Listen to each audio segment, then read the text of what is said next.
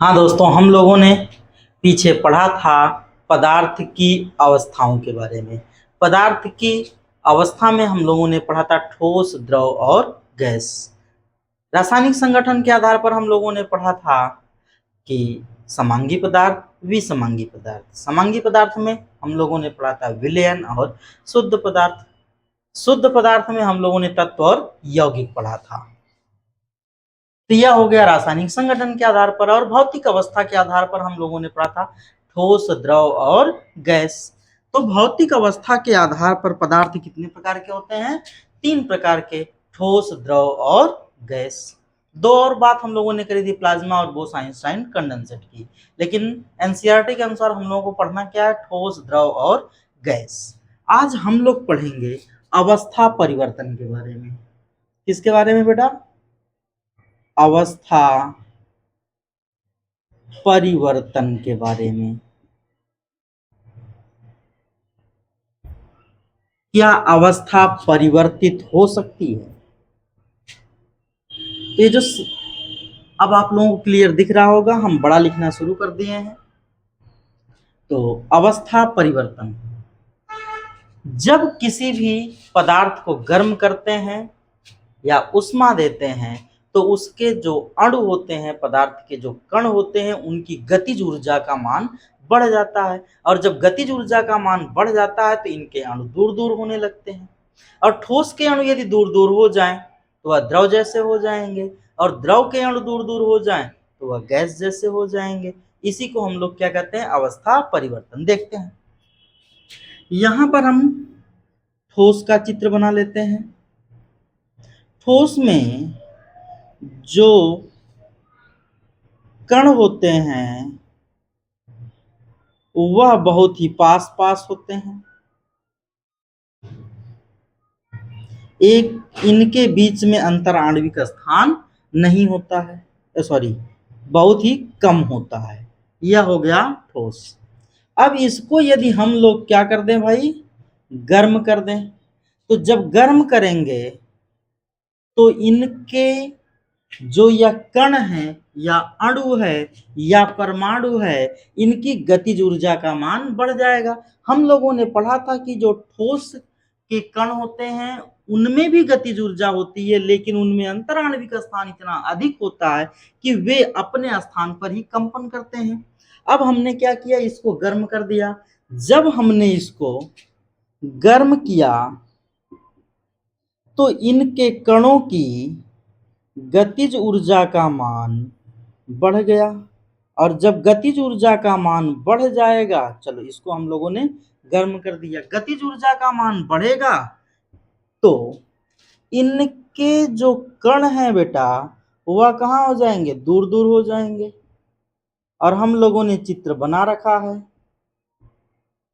कि द्रव के अणु जो होते हैं या कण होते हैं वे दूर दूर होते हैं। तो जब हम ठोस को गर्म करेंगे, यह क्या है?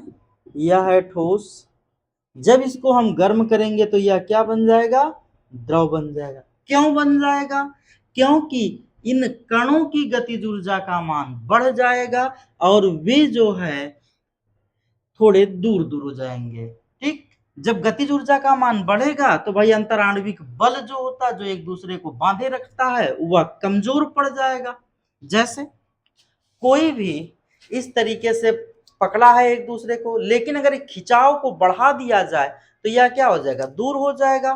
ठीक उसी प्रकार से कि यहाँ पर बंधा हुआ एक दूसरे से अंतर आणविक बल जो है इस दोनों को जोड़े हुए है, बांधे हुए है, लेकिन जैसे ही हम ताप दिए उसकी गतिज ऊर्जा का मान बढ़ गया। और गतिज ऊर्जा का मान बढ़ गया तो एक कण क्या हो गए? दूर दूर हो गए। और जैसे दूर दूर हुए इस अवस्था को हम लोग क्या कहते हैं? द्रव अवस्था। जैसे एग्जाम्पल में देखें कि यहाँ पर बर्फ हमने लिया, जैसे बर्फ लिया बाहर रखा, तापमान बढ़ा और वह किस में परिवर्तित हो जाता है? द्रव अवस्था में, अर्थात जल में परिवर्तित हो जाता है। अब इसी द्रव अवस्था को हम लोग क्या कर दें?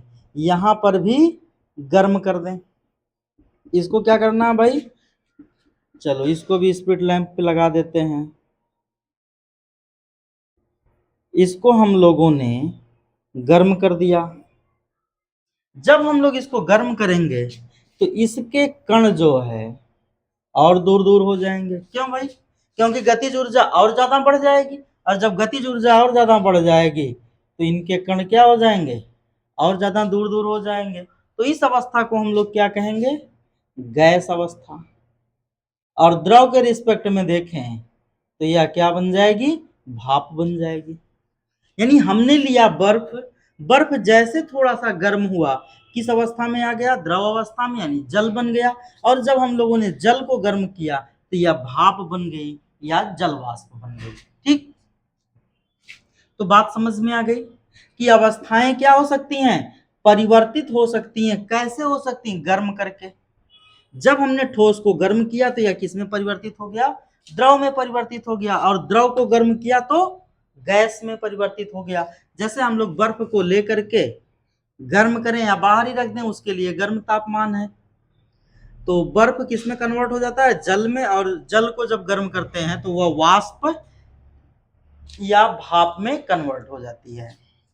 यानी अवस्थाएं परिवर्तित हो जाती है। ठोस अवस्था से किस में बदल जाता है? द्रव अवस्था में। और द्रव अवस्था से गैस अवस्था में। आ गया समझ में बेटा? अगर समझने में कोई दिक्कत होगी तो कमेंट करिएगा, अगले वीडियो में फिर इसको और डिटेल में समझाने का प्रयास किया जाएगा कि जिससे आपको क्या हो जाए? समझ में आ जाए। तो अभी हम लोगों ने देखा कि ठोस को जब हम लोग गर्म किए तो वह किस में परिवर्तित हो गया? द्रव में परिवर्तित हो गया। और द्रव को गर्म किए तो वह वाष्प या गैस में परिवर्तित हो गया। तो चलो इसको बना लेते हैं पहले। यह हो गया ठोस, और इसको हम लोगों ने गर्म किया तो यह हो गया द्रव। और द्रव को हम लोगों ने गर्म किया तो यह बन गया गैस। ठीक, अब जब ठोस से गर्म करने पर द्रव में परिवर्तन होता है तो इस होने वाली घटना को कहते क्या है? अगर किसी ठोस पदार्थ को हम लोग गर्म करते हैं तो वह ठोस है तो किस में परिवर्तित हो जाएगा? द्रव में परिवर्तित हो जाएगा। तो इस घटना को क्या कहते हैं? तो ठोस से द्रव में परिवर्तित होने वाली घटना को हम लोग गलन कहते हैं। क्या कहते हैं बेटा? गलन। छोटा लिखा गया, चलो बड़ा लिखते हैं। ठीक, यदि कोई पदार्थ ठोस है, ठोस से वह किस में परिवर्तित हो रहा है? द्रव में परिवर्तित हो रहा है। तो इस घटना को हम क्या कहेंगे? गलन कहेंगे। और जिस निश्चित ताप पर होगा उसको गलनांक कहेंगे। ठीक, अब लिखना है तो हम लोग इसको क्या लिखेंगे कि ठोस से द्रव में बदलने की क्रिया को गलन कहते हैं। ठीक, एकदम छोटी सी हेडिंग है, इसको आप लोग अपने से लिखने का प्रयास करिए। अगर नहीं लिख पाएंगे तो फिर हम यहाँ पे लिख दिया करेंगे। गलन की परिभाषा क्या होगी? ठोस से द्रव में बदलने की क्रिया को गलन कहते हैं। आगे बात समझ में कि वह क्रिया, या तो ऐसे लिख दे, वह क्रिया जिसमें कोई ठोस किस में परिवर्तित हो जाए? द्रव में परिवर्तित हो जाए, उसे हम गलन कहेंगे। वह क्रिया जिसमें ठोस द्रव में परिवर्तित हो जाए उसे गलन कहेंगे। ठीक, तो देखिए होती क्यों है? गर्म करने पर, अर्थात ताप देने पर। गर्म करना मतलब ताप देने पर। जब किसी ठोस को हम ताप देते हैं, गर्म करते हैं, तो वह द्रव में परिवर्तित हो जाता है। और यह क्रिया क्या कहलाती है? गलन कहलाती है। अब आप लोगों ने गलनांक शब्द सुना हुआ है, तो वह निश्चित ताप जिस पर कोई ठोस द्रव में परिवर्तित हो जाता है गलनांक कहलाता है। ठीक, वह निश्चित ताप जिस पर कोई ठोस द्रव में परिवर्तित हो जाता है वही गलनांक कहलाता है। और ठोस से द्रव में बदलने की क्रिया को क्या कहते हैं? गलन कहते हैं। अब देखिए जब हम द्रव को गर्म करते हैं तो यह जो है गैस में परिवर्तित हो जाता है। गैस में परिवर्तित होने का मतलब वाष्प में परिवर्तित हो जाता है। किसमें भाई? वाष्प में परिवर्तित हो जाता है या गैस में परिवर्तित हो जाता है। चलो यहाँ पे लिख देते हैं, वाष्प में परिवर्तित हो जाता है। इस क्रिया को वाष्पन कहते हैं। क्या कहते हैं बेटा? इस क्रिया को वाष्पन कहते हैं। किसी द्रव को जब हम लोग गर्म करते हैं तो उसमें से भाप निकलती है। भाप मतलब वाष्प निकलती है और इसी क्रिया को वाष्पन कहते हैं। इसकी भी परिभाषा वैसे ही हम लिख देंगे कि द्रव से वाष्प में बदलने की क्रिया को वाष्पन कहते हैं। द्रव से वाष्प में बदलने की क्रिया को या द्रव से गैस में बदलने की क्रिया को वाष्पन कहते हैं। ठीक। अब जैसे ठोस से द्रव में बदलने की क्रिया गलन है, उसी तरीके से द्रव से वाष्प या गैस में बदलने की क्रिया को वाष्पन कहते हैं। और गलन जिस निश्चित ताप पर होता है उसको हम लोग गलनांक कहते हैं, लेकिन वाष्पन बेटा किसी भी निश्चित ताप पर नहीं होता या प्रत्येक ताप पर होता रहता है, इसलिए कोई वाष्पनांक नहीं होता। क्या नहीं होता? वाष्पनांक नहीं होता, क्योंकि वाष्पन प्रत्येक ताप पर होता है। और वाष्पन का मतलब द्रव से वाष्प में बदलने की क्रिया। जैसे हम लोग कपड़े धुलते हैं, कपड़े धुलने के बाद उसको फैला दिए और फैलाने के बाद धीरे धीरे उसमें से जल जो होता है वह वाष्प बन करके उड़ जाता है। तो अब क्या इसको किसी निश्चित ताप पर गर्म करते हैं, ठंडी हो चाहे गर्मी हो, वह क्या हो जाता है? जल वाष्प बन के कपड़ों से उड़ जाता है। अब गर्मी है, तापमान अधिक है, तो वाष्पन की क्रिया तेज हो जाती है। और सर्दी का समय है, ठंडी का समय है, तो उस समय तापमान कम होता है तो क्रिया धीमी हो जाती है। एक पूरी हेडिंग है वाष्पन को प्रभावित करने वाले कारक, उसमें हम लोग समझेंगे कि किन कारकों के कारण वाष्पन तेज होता है और कम होता है। अभी हम लोग क्या समझ लें बेटा कि द्रव को अगर हम लोग गर्म करते हैं तो वह किस में परिवर्तित हो जाता है? गैस या वाष्प में। और इस घटना को या इस क्रिया को क्या कहते हैं? वाष्पन कहते हैं। आगे बात समझ में कि द्रव से गैस या वाष्प बनने की क्रिया वाष्पन कहलाती है। ठीक। अब चलो इसके विपरीत आ जाते हैं कि अगर इनको ठंडा किया जाए तो क्या होगा।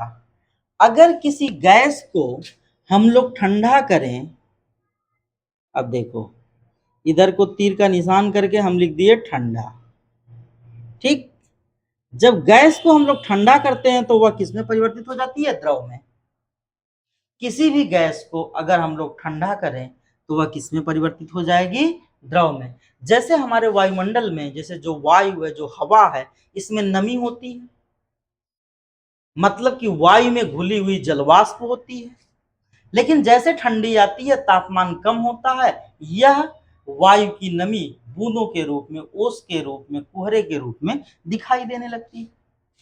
तो जब हम लोग गैस या वाष्प को ठंडा करते हैं तो वह परिवर्तित हो जाती है द्रव में। ठीक। आया बात समझ में? गैस को हमने ठंडा किया तो किस में परिवर्तित हो गई? द्रव में परिवर्तित हो गई। इस क्रिया को हम लोग संघनन कहते हैं। क्या कहते हैं बेटा? संघनन कहते हैं। संघनन का मतलब ये समझ लो संघनित होना, इकट्ठा होना। जो गैस के कण दूर दूर थे, जैसे ठंडा किया गया वो कैसे आ गए? पास पास आ गए। और पास पास आ गए तो किस में परिवर्तित हो गए? द्रव में परिवर्तित हो गए।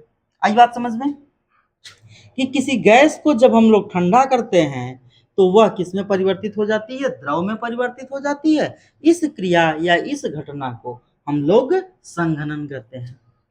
और जैसे वाष्पन किसी निश्चित ताप पर नहीं होता, वैसे संघनन भी किसी निश्चित ताप पर नहीं होता।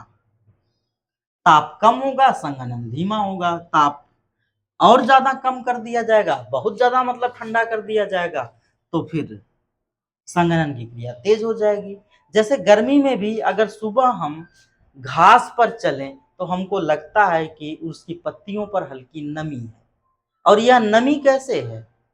यह नमी जो है, यह उस पर ओस की हल्की बूंदें हैं। ठीक। लेकिन यही ठंडी में बहुत ज्यादा हो जाती है, क्योंकि तापमान बहुत ज्यादा गिर जाता है। अब हम लोग देखें जो द्रव है, भाई क्या उड़ रहा, जो द्रव है अगर इसको हम लोग बहुत ज्यादा ठंडा कर दें तो यह परिवर्तित हो जाता है ठोस में। जैसे जल है, पानी है, इसी पानी को जब हम लोग फ्रीजर में रख देते हैं अर्थात तापमान कम कर देते हैं तो यह बर्फ में परिवर्तित हो जाता है। यानी द्रव किस में परिवर्तित हो जाता है?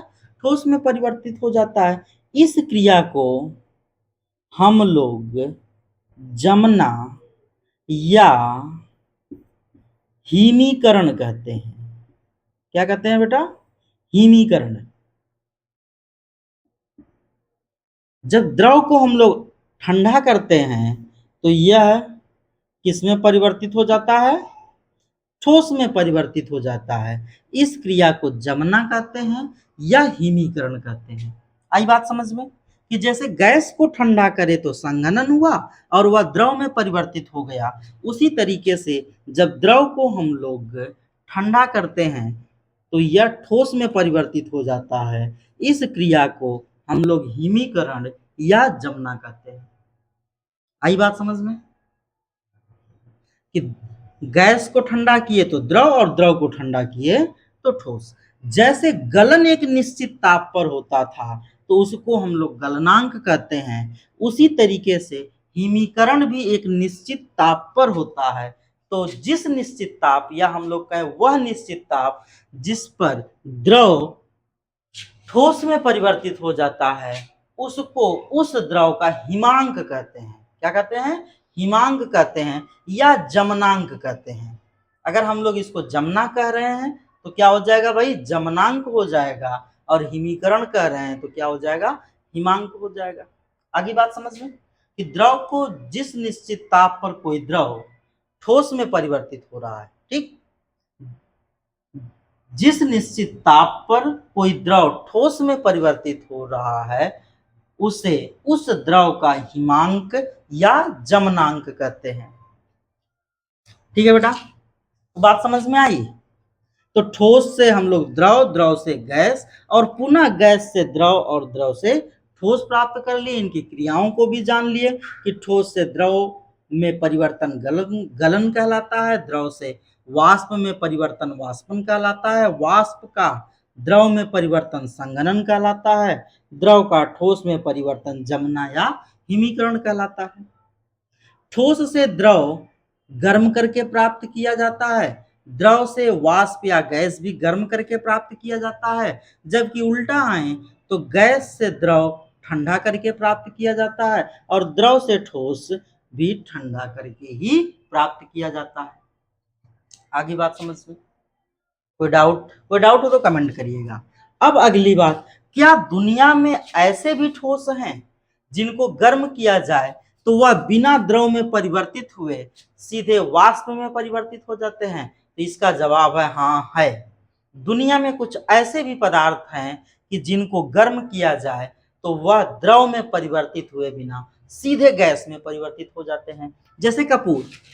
कपूर एक ठोस है, जब इसको हम लोग गर्म करते हैं तो यह बिना द्रव में परिवर्तित हुए सीधा किसमें परिवर्तित हो जाती है? गैस में परिवर्तित हो जाती है। इस क्रिया को हम लोग कहते हैं ऊर्ध्वपातन। क्या कहते हैं भैया? ऊर्ध्वपातन। मतलब ऊर्ध्वपातन की डेफिनेशन कैसे लिखेंगे? इसमें लिखेंगे यदि किसी ठोस को गर्म किया जाए वह बिना द्रव में परिवर्तित हुए सीधे गैस या वाष्प में परिवर्तित हो जाए तो यह क्रिया ऊर्ध्वपातन कहलाती है। ठीक, ऐसे ठोस जिनको गर्म करने पर बिना द्रव में परिवर्तित हुए सीधे गैस या वाष्प में परिवर्तित हो जाए तो यह क्रिया ऊर्ध्वपातन कहलाती है। जैसे अगर हम लोग कपूर को गर्म करते हैं तो वह बिना द्रव में परिवर्तित हुए सीधे गैस में परिवर्तित हो जाती है। देखो यहां से निशान कहाँ गया? ठोस। और यहां से निशान सीधे किस पे चला गया भाई? वाष्प पे चला गया। यानी कि जब हम लोग इसको गर्म करते हैं तो यह सीधे ठोस से वाष्प में परिवर्तित हो जाता है। इस क्रिया को ऊर्ध्वपातन कहते हैं। देखिए ऊर्ध्वपातन सभी पदार्थों में नहीं होता, केवल कुछ पदार्थों में होता है। जबकि पदार्थ का गुण क्या है कि किसी भी ठोस को गर्म करेंगे तो वह द्रव में परिवर्तित होगा और द्रव को गर्म करेंगे तो वह गैस में परिवर्तित होगा। लेकिन दुनिया में कुछ ऐसे भी ठोस हैं कि जिनको हम गर्म करते हैं तो वह द्रव में परिवर्तित होते नहीं, वो सीधे किस में परिवर्तित हो जाते हैं? गैस में परिवर्तित हो जाते हैं। तो इस क्रिया को एक नया नाम दिया गया। क्या दिया गया भाई? ऊर्ध्वपातन। अब इसका अपोजिट भी होगा। जब कुछ ठोस ऐसे हैं कि जो सीधे गैस में परिवर्तित हो जाते हैं और इन्हीं की वाष्प को अगर हम ठंडा कर दें तो ये द्रव में परिवर्तित नहीं होंगे, सीधे किस में परिवर्तित हो जाएंगे? ठोस में परिवर्तित हो जाएंगे। जैसे देखिए, यानी कि हम यह कहें कि दुनिया में कुछ ऐसी गैसें हैं जिनको हम लोग, या कुछ ऐसी वाष्प हैं जिनको हम जब ठंडा करते हैं तो वह बिना द्रव में परिवर्तित हुए सीधे किस में परिवर्तित हो जाती हैं? ठोस में परिवर्तित हो जाती हैं। दुनिया में कुछ ऐसी वाष्प या गैसें हैं जिनको अगर हम ठंडा करें तो ये द्रव में परिवर्तित नहीं होती, सीधे किस में परिवर्तित हो जाती हैं? ठोस में परिवर्तित हो जाती हैं। तो इस क्रिया को हम लोग निक्षेपण कहते हैं। क्या कहते हैं बेटा? निक्षेपण कहते हैं। आगे बात समझ में। जैसे कपूर को जब हम गर्म किया तो सीधे किस में परिवर्तित हो गया? वाष्प में परिवर्तित हो गया। और जब इसी की वाष्प को हम ठंडा करते हैं तो यह सीधे किस में परिवर्तित हो जाता है? तो उसमें परिवर्तित हो जाता है। चलिए एक चित्र के माध्यम से हम थोड़ा सा समझा रहे हैं कि यहाँ पे बना देते हैं।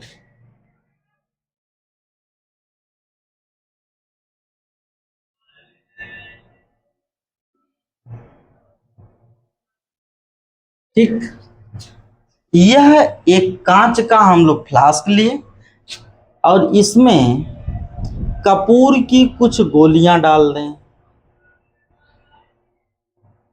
ठीक, इसमें हम लोगों ने कपूर की कुछ गोलियां डाल दी और इसको स्प्रिट लैंप पे गर्म कर दिया।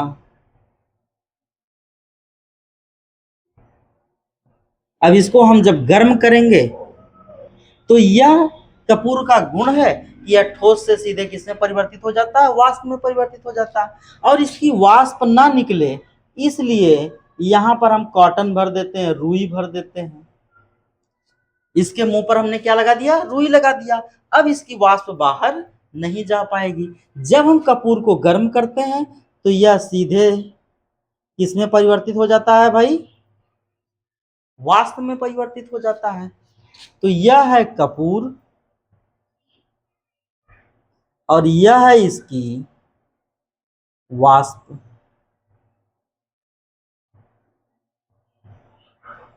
ठीक, यह है कपूर और यह है वाष्प। तो कपूर का सीधे इसकी वाष्प में परिवर्तित होना क्या कहलाता है? ऊर्ध्वपातन। ठीक है भाई, ऊर्ध्वपातन। लेकिन अब इसको हम यहां से हटा दिए, स्प्लिट लैंप क्या करें? हम हटा दें। चलो, अब स्प्लिट लैंप हट गया तो जो वाष्प है वह तो ठंडी भी तो होगी। यह क्या थी? वाष्प थी। अब जब वाष्प ठंडी होगी, क्या होगी भाई? ठंडी होगी तो यह फिर कपूर में परिवर्तित हो जाएगी, जो कैसा होगा? ठोस होगा।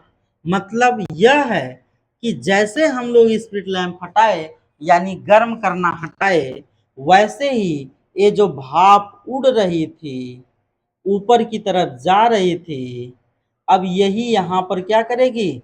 जम जाएगी। यही यहाँ पर जम जाएगी और बिना द्रव में परिवर्तित हुए घटना होगी। यानी गैस सीधे जैसे ठंडी हुई इसकी दीवारों पर चिपक जाएगी और द्रव में परिवर्तन इसका नहीं होगा। ये सीधे किस में परिवर्तित हो जाएगी? ठोस में परिवर्तित हो जाएगी। और वाष्प का सीधे ठोस में परिवर्तित होना क्या कहलाता है? निक्षेपण कहलाता है। ठीक, तो आगे बात समझ में, अवस्था परिवर्तन आपके समझ में आ गया। चलिए हम सबकी डिफिनीशन बोल दे रहे हैं, आप लोग लिख लीजिएगा। लिखने में अगर कोई प्रॉब्लम होगी तो फिर से आप कमेंट करिएगा, हम डिफिनीशन अगली क्लास में लिख देंगे। गलन, ठोस से द्रव में परिवर्तित होने की क्रिया गलन कहलाती है। यह क्रिया ताप के कारण होती है। अब वाष्पन की बात करें तो ठोस से वाष्प में परिवर्तन वाष्पन कहलाता है। सॉरी, ठोस बोल दिए क्या? याद नहीं, चलो देख लो। वाष्पन, द्रव से वाष्प में परिवर्तन वाष्पन कहलाता है। संघनन, गैस से द्रव में परिवर्तन संघनन कहलाता है, या वाष्प से द्रव में परिवर्तन संघनन कहलाता है। द्रव से ठोस में परिवर्तन जमना या हिमीकरण कहलाता है। ठीक, द्रव से ठोस में परिवर्तन जमना या हिमीकरण कहलाता है। इसमें एक हेडिंग आ जाती है गलनांक। गलनांक तो वह निश्चित ताप जिस पर कोई ठोस द्रव में परिवर्तित होता है वह उस ठोस का गलनांक कहलाता है। वाष्पन, वाष्पन प्रत्येक ताप पर होता है तो वाष्पनांक नहीं होता। संघनन, गैस का या वाष्प का द्रव में परिवर्तन संघनन कहलाता है। यह भी किसी निश्चित ताप पर नहीं होता तो इसका संघननांक नहीं होता। अब यहाँ पर आ जाइए, द्रव का ठोस में परिवर्तन हिमीकरण या जमना कहलाता है। यह निश्चित ताप पर होता है। द्रव का ठोस में परिवर्तन निश्चित ताप पर होता है। जैसे द्रव जो जल है वह 0 डिग्री सेल्सियस पर बर्फ बन जाता है, तो ये निश्चित ताप पर होता है, तो इसमें आ जाता है हिमांक। क्या आ जाता है बेटा? हिमांक। या इसको हम लोग जमनांक भी कह सकते हैं। इसकी क्या परिभाषा होती है कि वह निश्चित ताप जिस पर कोई द्रव ठोस में परिवर्तित हो जाता है उस द्रव का हिमांक या जमनांक कहलाता है। तो आगे बात समझ में। ऊर्ध्वपातन, ठोस से सीधे वाष्प में परिवर्तन ऊर्ध्वपातन कहलाता है। ठोस का सीधे वाष्प में परिवर्तन ऊर्ध्वपातन कहलाता है। इसको हम लोग थोड़ा बड़ा करके लिखना चाहें तो हम लोग यह लिख सकते हैं कि जब किसी ठोस को गर्म करते हैं तो बिना द्रव में परिवर्तित हुए यदि वह गैस या वाष्प में परिवर्तित हो जाता है तो यह क्रिया ऊर्ध्वपातन कहलाती है। और सीधे सीधे लिखना है तो लिख दें, ठोस से सीधे वाष्प में परिवर्तन ऊर्ध्वपातन कहलाता है। निक्षेपण की बात कर लें तो गैस का सीधे ठोस में परिवर्तन निक्षेपण कहलाता है। इसको भी बड़ा करके लिखना हो तो हम इस तरीके से लिख सकते हैं, किसी गैस या वाष्प को जब ठंडा करते हैं तो बिना द्रव में परिवर्तित हुए यदि वह ठोस अवस्था में परिवर्तित हो जाए तो यह क्रिया निक्षेपण कहलाती है। तो हमें उम्मीद है कि अब आप लोगों को अवस्था परिवर्तन समझ में आ गया होगा। अगर किसी को किसी टॉपिक में कोई प्रॉब्लम है तो कमेंट करिए, अगली क्लास में उसके आपकी जो भी समस्या होगी उसको हल करने का प्रयास किया जाएगा। फिलहाल इधर कई दिन से क्लास नहीं चल पाई थी कुछ कारणों की वजह से, अब आपकी क्लास रेगुलर चलेगी। आप लोग नोट्स बनाएं और अपने दोस्तों को शेयर करें, उनको ये बताएं कि भाई क्लास स्टार्ट हो चुकी है और अब ये क्लास रेगुलर चलेगी। प्रयास यही रहेगा कि आप पे जो है समय से वीडियो पहुंचती रहे। हाँ, अगर आप लोग कमेंट करेंगे तो एक निश्चित टाइम पर ही वीडियो आपके पास पहुंचा करेगी। लेकिन नोट्स जरूर बनाएं, दोस्तों के साथ इसको शेयर करें। जो भी पढ़ने वाले बच्चे हैं आपकी क्लास में 9th में, चाहे वो आपके विद्यालय में हों या ना हों, जो भी आपके मित्र हैं उनको वीडियो शेयर करिए, उनके पास वीडियो पहुंचाइए। सब पढ़ें, सब बढ़ें। बाकी हम लोग मिलते हैं अगले वीडियो में, तब तक के लिए टाटा बाय बाय।